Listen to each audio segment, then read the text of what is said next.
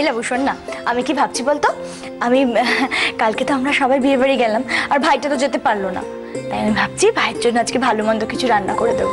হ্যাঁ বলদি, কাল রাতে যখন আমি দাদা ভাইয়ের ঘরে দুধ নিয়ে গেছিলাম তখন আমাকে বসিয়ে জিজ্ঞেস করছে কি কি খেলি, ভালো রান্না হয়েছিল কিনা।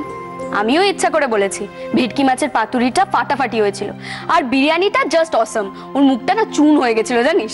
এ মা, দেখো কাণ্ড, কি অসভ্য মেয়ে তুই, কি অসভ্য। এমনিতে আমার ভাইটা পেটুক, তার মধ্যে তোর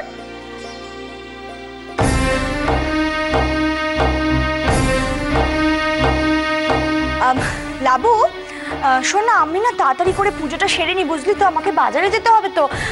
ভূতো ভূতো যা যা খেতে ভালোবাসে সব আজকে বাজার থেকে নিয়ে আসবো। হ্যাঁ বাবা, ব্যাপারটা কি? ভূতোর জন্য হঠাৎ বাজারে যাওয়ার তো তোরজোর কিসের? ও এমনি বর্জুমা। বলছি বলদি, দাদা ভাই তো সকালেও না খেয়ে চলে গেল। তাতে কি হয়েছে, দুজনে মিলে বাইরে বেরিয়েছে, ও ঠিক দোকানে কোনো একটা খেয়ে নেবে। কেন, কোথায় গেছে ভূতো? ও মা, সে কি কথা বর্দিমা, তুমি জানো না? ভুলেই গেলে এর মধ্যে। ভূতো আজকে রঞ্জাকে নিয়ে যাবে না।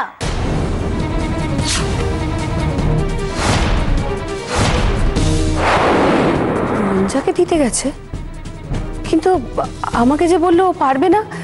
ফাইনালি তো দেবুর সঙ্গে কথা হলো, দেবু নিয়ে যাবে বলেছিল। ভূতো সত্যি রঞ্জাকে দিতে গেছে?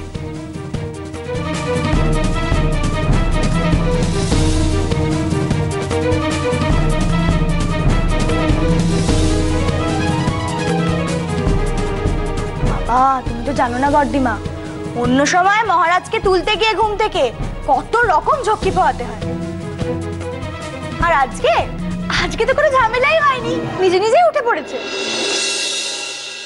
শুধু তাই, আমাকে বলছিল তুই সিলেক্ট করে দে আমি কোন শার্টটা পরে যাব। অফিসে যাওয়ার আগে তো এইসব বলে না। আমি ঠিক এই ভয়টাই পাচ্ছিলাম মিছরি।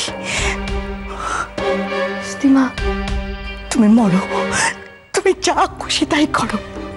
বারবার বলেছিলাম মিছরি, সময় থাকতে থাকতে সাবধান হওনি তুমি আমার কোনো কথা শোনোনি। নিজে যেটা ভালো মনে করবে সেটাই করবে।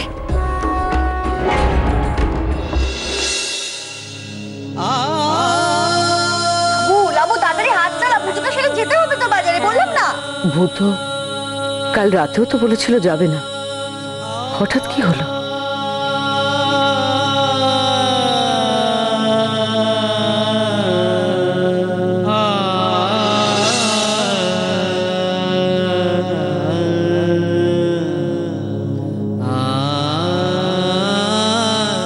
রাধা মাধব, তুমি তো আমাকে পথ দেখিয়েছো সারা জীবন। তুমি আমাকে বলে দাও, যা হচ্ছে তা কি ঠিক হচ্ছে?